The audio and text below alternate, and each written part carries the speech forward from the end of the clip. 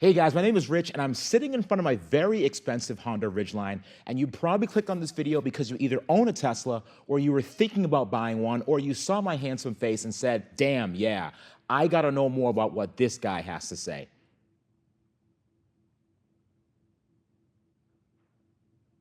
I used to make Tesla videos a long time ago, and ultimately I stopped because everyone owns a Tesla now. And if you type in Tesla into YouTube, you're gonna get Cybertruck speculation videos, you're gonna get 5-year updates, you're gonna get 10-year updates, you're gonna get 100,000-mile updates, and you're gonna get the top 10 hidden features for a car they have literally made 5 million of. There are no more hidden features, guys. They've all been discovered. Now, back in the day when you told people you owned a Tesla, it meant something. I owned a Tesla back when people would wave at each other and it was kind of cool to own one. You were this really small niche group, and now the market is so saturated with Teslas, you can literally rent a Model 3 for $50 a day in some places. Rich dads used to buy their daughters a white C-Class Mercedes for their birthday. It was the quintessential basic entry luxury car to show off to your friends that your keys have a Mercedes logo on them. And now dads are buying their daughters white Model 3s now because they're trendy and hip and they're all over TikTok. EV adoption is what people really want. The prices of EVs have gone down significantly, and you can literally get a used Model S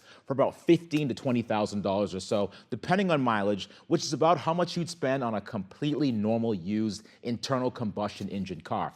By the way, this is a public service announcement. Anyone that knows a Tesla Plaid owner, please call them, check on them, make sure they showed up to work today. A year ago, a new Tesla Plaid was $160,000, and now a new Plaid is literally $89,000. Most Plaid owners are about $50,000 to $70,000 underwater with their cars. Check on them, give them a hug, tell them it's okay, and remind them how fast their car is 0 to 60, how great of a bang for the buck they're getting, and even though they're underwater, 70 grand, have them think about how much money they saved on oil changes and gas. By the way, I don't have any heat in my shop, so I'm using the heat from my Hyundai Santa Cruz to stay warm. And actually, speaking of staying warm, you can stay warm and cozy in the wintertime with our Mercedes Sprinter van. That's for sale in the upcoming clip. And sadly, no, the Log Chopper 3000 is not included in the purchase. Now, if you've been living under a rock, I need to share some important information with you about a marketplace that has virtually everything you'll ever need and at least 10,000 things you didn't even know that you needed, but do now. Now, quietly in the past, we've been using the things that we bought off Temu for years now because they have a better program than just about any other place, because unlike most marketplaces, shipping is actually free and not some mysterious afterthought charge when you go to checkout. In addition to that, there's free returns for up to 90 days, and you may not always find $5 on the ground, but if something arrives late, guess what? They'll give you $5 credit, and $5 is $5. And the last thing that angers me is the most when a price drop happens after buying something. Temu has a price protection policy. If you order something and the price drops within 30 days, you can request a partial refund. And look at this haul of goodies I just got. Linda, I don't know what you're doing here, but you know what? I know you didn't like this van, and I want to make you fall in love with this van all over again. When you're on the road, you have this toolkit. It's a 53-piece toolkit made by this code reader. So when you're on the road and the check engine light comes on, you could read your codes and scan them. Hot girls hit curbs. What That's the you. heck? That's you. You do. I've only hit one yeah, curb. but it's still okay. So how about this? Hot girl hit curb. What is this? Linda, this is your road trip canteen. I think when you're on the road, really long road trip, and you gotta do the nature starts calling, right? So you just put that down. Like, there's stuff in here. Did you use this? I used it only once, yeah. You see that? You know what needs to happen? Download the Temu app through the link in the description box for more perks and a smoother shopping experience, and use my code for extra discounts. Now, if you drive a lot and you have an older Model S for about 20 grand that has 230 miles of range, you can save a lot of money on gas, and it makes perfect sense for those long commutes. Now, here's the not so fun part. Sometimes the batteries do fail, unfortunately, and it's not common to the general public, but to the person that owns an EV repair shop, we get several calls per week on these issues. So I wanted to make this video on what an EV repair shop sees. Not just all the happy-go-lucky, everything is fine people, but it does happen. And now any comment section of any Tesla-based video will tell you all the good things, like, oh, I've driven my Tesla 300,000 miles and I haven't had a single issue, and it's a really good place for people to stand in front of each other and grab each other. So you might not always get the full story. Now, to those people, I just want to say while Tesla has millions of cars on the road and the issue doesn't happen to everyone, just because it didn't happen to you doesn't mean that it doesn't happen. The likelihood of it happening to you is low, but when it happens, it is not fun. And we can't ignore the people that feel like they've been screwed. I have a few messages from people I'm actually going to read to you guys in a second. Now, typically a couple things may happen. One, the car will stop charging at about 20% and say maximum charge level reduced, or you will just die suddenly and the car will say it has to go to the service center. So when you take it to the service center, your bill can range anywhere from about $14,000 to well over $20,000. And this is a very hard pill to swallow, considering a Tesla from 2012 to 2014, which is what we've been seeing it happens to the most, really isn't worth all that much money anymore. In many cases, the cost of the repair is anywhere from 50%, 75%, to even 100% of the car's value. Do you want to spend $14,000 on a $20,000 car? I can't answer that for you, but the most expensive part of the car has been addressed, which is good, but it doesn't necessarily increase the value. It only makes it more valuable to you. Why? Well, because you can get the same car with no battery issues for the same price. And I'm not here to say which one's better, gas versus electric debate, and how gas cars usually need a major service at 100,000 miles, like people love to do in comment sections. Every car suits people's needs differently. One might be fitting for one person and one might not be fitting for the other. And I think we could agree on that at least. What really matters is what you should do going forward. This is for the guy that just paid for a used Tesla and suddenly has an error code in his car, brings it to Tesla, and bam, he needs a new battery. Now, I'm gonna read a couple emails for you on these issues people have had and later tell you what the people have decided to do. So I just saw your YouTube video about replacing a battery in a 2013 Model S. I bought a 2013 Model S from a friend this past October. It had about 50,000 miles on it. And last Friday, it stopped holding a charge and would not run. They called me yesterday to casually ask me to approve the $11,000 estimate to replace a high voltage battery. As you said in your video, I don't have the used car payment laying around. I was thinking of selling it as is and taking what I could get for it to sort of stop the bleeding, but then I came across your video and I was wondering if there's anything you could do to help me. I live in New Haven, Connecticut. Hey Rich, I've seen you on YouTube and I'm greatly impressed. I support the page and everything you're doing. I was wondering if you repair Teslas officially. I have a $15,000 battery problem and I can't afford to fix it. Please advise. I know you're super busy. I just want to see if you're taking any cars at the moment. My Tesla dropped from 187 miles to 90 miles. I took it to Tesla and they're saying I need to replace the battery and it's going to cost $24,000, which is about what I bought the car for. I was hoping you could help. My 2013 Model S stopped working and Tesla telling me it needs a full high voltage battery replacement. The cost is about $15,000. I saw your video. Please help me. I don't have $15,000 to spend right now. Hey Rich, based in LA and I'm having a big dilemma with my Tesla. My 2013 Tesla Model S out of the blue just died with 125,000 miles on it. I had it towed and they said it was a high voltage battery. Unfortunately, I do not have $20,000 to replace the battery. So I now have a non-functioning Tesla and I'm wondering what I can do with it. Can you help? We have a 2014 Model S that needed a new drivetrain. We put $9,000 for the repair in January. Now the battery is dead with a $20,000 estimate to repair it. We are not going to repair it. What we do now with a 10-year-old Tesla Model S with only 60,000 miles and in good condition, other than the fatal battery failure, do we send it to a scrap yard? Do we sell it to someone for parts? Do we sell it to a battery recycling place? I'd really appreciate your thoughts or recommendations of what the options are. Julie, yeah, this isn't happening. If you look right here, there's a $19,000 estimate to repair. So I get tons of these emails because people don't normally email me to tell me how happy they are with their cars.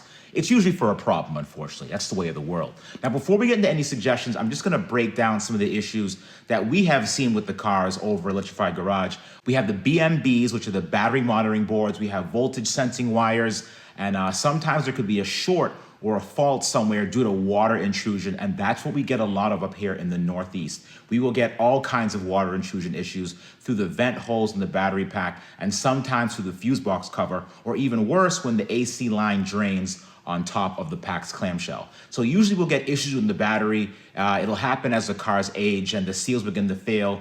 There'll also be battery balancing issues when some cells just fall out of balance enough for it to actually throw down the entire pack. Now, at Electrified Garage, what we've been seeing very often is that sometimes Tesla charges people for a battery replacement when it wasn't 100% the battery's fault. Sometimes it's the drive unit itself, believe it or not. There have been more than a few cars that we've replaced the drive units alone, and the cars have been absolutely fine. When the drive unit has a leaking rotor seal, this leaking coolant issue will short out things in the stator, seize and rust the rotor, and of course, completely destroy the electronics in the inverter. The drive unit has coolant in it, and it will cause all kinds of isolation faults, which are sometimes diagnosed as a bad battery, just to give you guys a heads up. But even after Tesla does all this, they will still remove the high voltage fuse to disable the car, which makes troubleshooting that much worse. Oh, and speaking of actually fun stuff like this, Electrified Garage in Amesbury, Massachusetts is hiring. If you're looking for a job, send your resume over to chris@electrifiedgarage.com.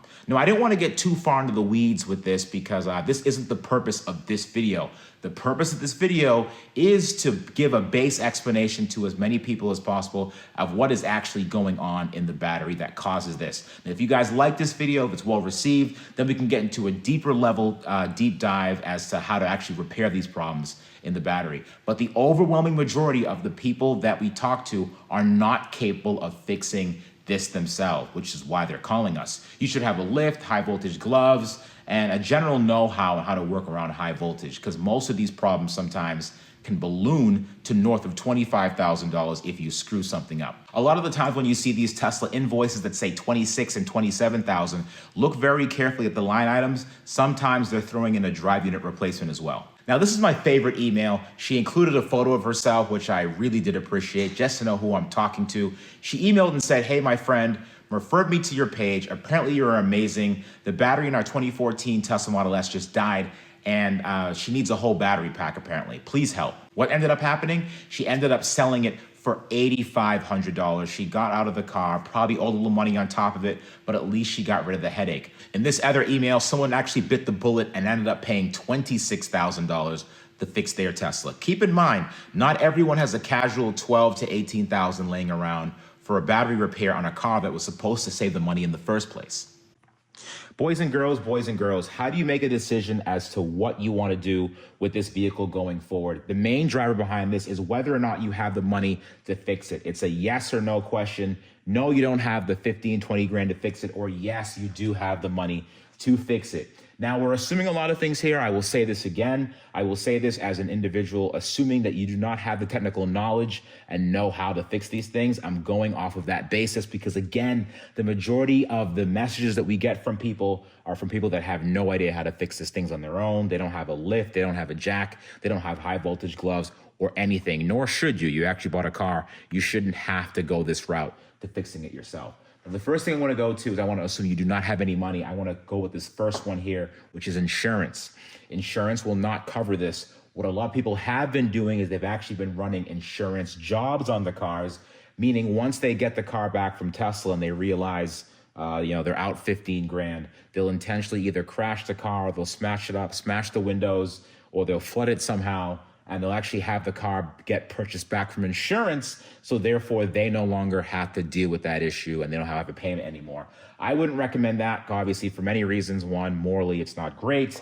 And number two, this is actually passed on to another unfortunate soul. Once this car goes to auction and the person buys a Tesla to fix for what they thought was body damage, in reality, it also has a bad battery pack as well, unfortunately. So that's a pretty bad surprise for them, and I wouldn't want to pass that on to anyone else. The next option is selling it. You could sell it on Facebook Marketplace, or you could sell it on Copart. So for Facebook Marketplace, I've seen plenty in my area for sale. If you actually go on Facebook Marketplace right now and type in Tesla Model S and you sort by price, typically the ones on the lower end of the scale are the ones that usually have the battery issues. I have 3 to 5 near me that are listed as having bad battery issues that they've taken to Tesla to diagnose. The thing about this is you're probably going to get anywhere from 7 to, on the high end, 10K for those cars. Same thing with Copart. You could call Copart up to see if they're willing to purchase this vehicle. And for this is a pretty viable option for me. In a lot of cases, you might not be able to sell it for what you paid for it, but in a lot of cases, this makes it a lot easier than having to bite the bullet.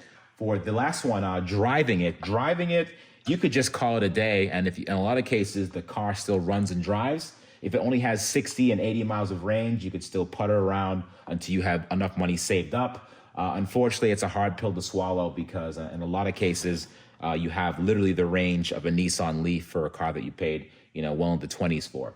On the right-hand side, you have, yes, you do have the money to fix it. And in my opinion, you have two options. Once again, assuming you cannot fix this yourself, you have Tesla spending the $15,000 on a new pack. The hard math about this is that if your car is worth 20 grand and you put another 15 into it, that's a $35,000 car. You could get a newer rear-wheel drive Model 3 for the 20s and still have money on top, honestly. So that's kind of a hard pill to swallow. Tesla knows that the battery packs have these issues. So, of course, at the end of the Q4 push, they actually offer free supercharging now. So they want you to bring in your old car. They'll probably make you some ridiculous offer on it, or they'll tell you to go pound sand.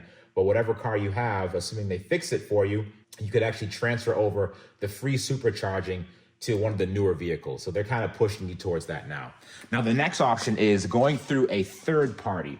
You have Gruber, you have Electrified Garage. Gruber are really great guys out in Arizona, or you have Electrified Garage on the East Coast. And I don't really know all of the other available facilities and available companies. So if you do have a company that offers these services, feel free to comment below to give people more of a broad option to see what they want to choose. Because the closer they are to you, the easier it is and it cuts down on costs. So the hard part with the third party is that the third party repair could cost $15K plus or minus $3,000. And the reason why it's so expensive is because you have to factor in shipping. Assuming you're not near any of these locations, you have to go north of $1,500 one way to ship the car there, then another $1,500 back. That's $3,000 before the person even opens the battery pack. What the third party would have to do, if it's that serious, they have to remove the pack, they have to unseal the pack, they have to replace the components, and they have to seal the pack back up again. It can get pretty pricey if you're not careful. I think the days of inexpensive, reliable repairs on these battery packs are gone. I think Tesla knows this. This number is just a sweet enough number where if you do have the money, you might consider going with that option as well. In my humble opinion, and this is coming from a person that literally owns a third-party repair facility, in my opinion, I think you're probably better off going to Tesla to have it fixed. If you do have the money, and what I would do to help justify the cost of that, I would actually drive the hell out of it. The more you drive these cars, the more they make sense to keep because you're saving so much money on fuel. However, on the flip side, if the amount is over $15,000, then to repair, I recommend selling it, assuming it's already paid off. Because at this point, if you have $22,000 into the car and it costs $20,000 to fix, you're looking at $42,000, and that is a very, very, very nice, lightly used Model Y. So again, in my opinion, if the price is above $15,000, you should sell it. If it's below $15,000 and you do have that money, I would bring it to Tesla. If you do not have any money, I would consider selling the car. Let me know what you guys think in the comment section. This is just back in the napkin math. Obviously, your results may vary, and what your pain and threshold tolerances are very different from mine. It's a very hard pill to swallow for a lot of people because in many cases, if you have to actually ship the car to someone, that's when they start diagnosing it. And when they start diagnosing it, you could actually win really big and realize it's going to be a lot less of an expensive fix than you thought. Or you could realize it's more expensive than you thought and you just paid $3,000 in shipping. In many cases, one over the other, you're probably going to end up picking Tesla because you get a refurbished pack with a warranty. And once Tesla finds out that any third party was actually in that previous pack, you're going to lose pretty much everything at this point. So hopefully that clears things up for you guys. Again, if you don't have the money, consider selling it or driving it. If you do have the money, go to Tesla for the repair. The third parties can be good and they can be bad in some ways because you could end up paying quite a bit for shipping, whereas there are a lot more Tesla locations than third-party locations. And this is the kind of reason why we're pushing for right to repair, because the more third-party places there are, it actually saves a lot more money for the customer. So let me know what you guys think in the comment section. Comment below to see if you've actually gone through this, if you've seen this, and what you actually ended up doing. I'll see you guys next week.